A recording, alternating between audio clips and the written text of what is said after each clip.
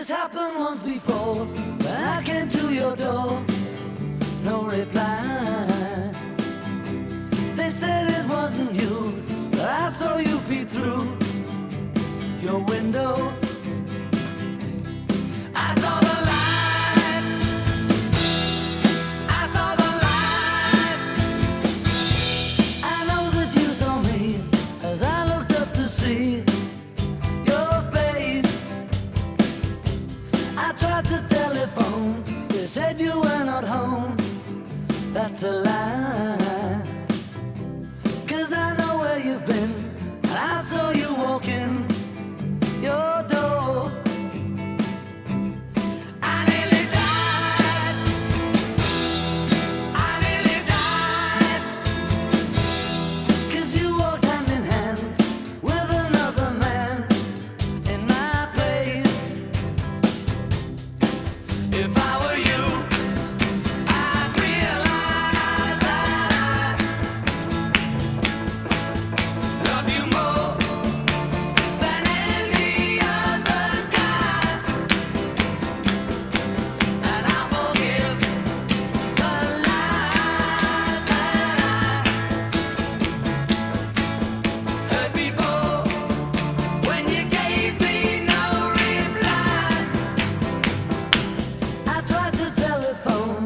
They said you were not home. That's a lie. 'Cause I know where you've been, and I saw you walking your door. I nearly died. I nearly died. 'Cause you walked hand in hand with another man in my place. No reply. No reply.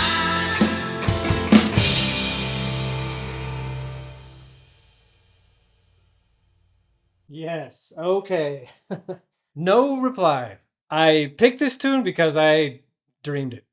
I had a dream I was doing this tune, and I just couldn't get it out of my head, so here I am doing it. I'm glad I picked it though because there's some pretty cool stuff. It's, I guess, unconventional. So obviously during the verse, it's odd because you have this 2, 3, 4.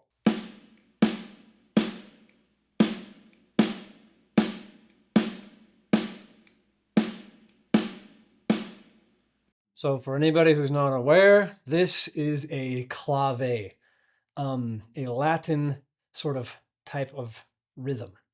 There are many different styles of clave or types of clave. This is one of them. This is maybe sometimes known as the Brazilian clave because it's in a ton of bossa nova music. So if you think of, for instance, The Girl from Ipanema, if you aren't sure what bossa nova is, but it's got that rhythm in it everywhere.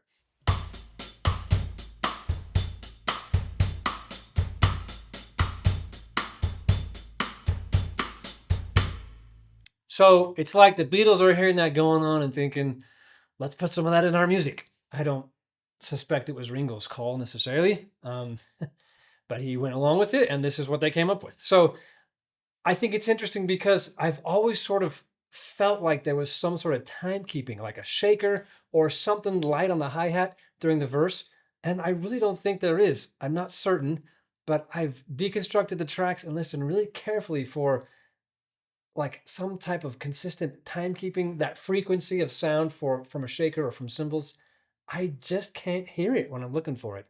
There is a percussive sound from the guitar on the strumming pattern, and I think that sort of creates the illusion that there's some percussion instrument, shaker or whatever, keeping time. But I don't think there is. There's just this really focused, it's almost like a slappy sound from the snare drum. I am pretty certain it is the snare drum. So that's really interesting. This is, yeah, a Latin-esque beat, and even the strumming pattern of the guitars, the pattern of the bass drum, the pattern of the bass guitar, because there is no bass drum, it all's Latin-esque. It's really not that Latin-y though. They get to the sort of chorus section, turns into just straight up rock. Cool. Then they get to the bridge, and you got this other weird thing going on. What is Ringo doing? It's just this.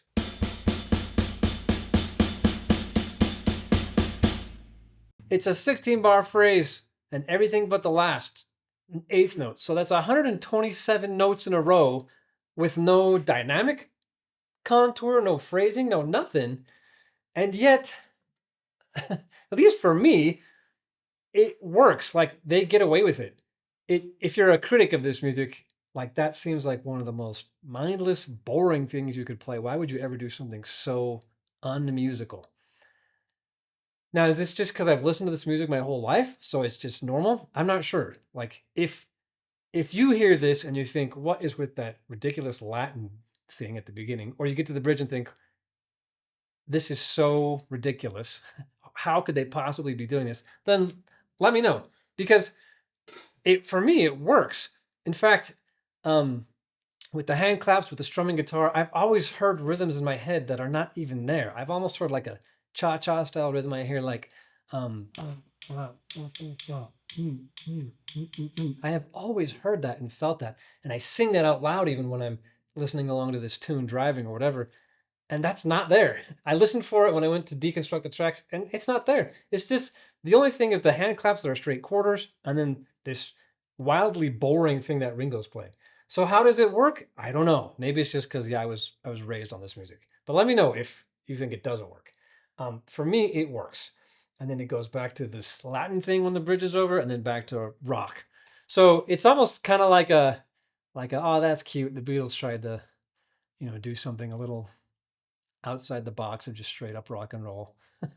But at least for me, it works. And I never think of that when I listen to it. I just sing along. I enjoy the tune. I love it. And I never once think about that academic stuff, I'll call it. And if I was going to play this live, I don't think I'd do it just like this. I'm kind of reserved right now, just trying to not overplay and whatnot. And I don't know if I could stand to just do, these naked snare drum notes live. I might have to do something.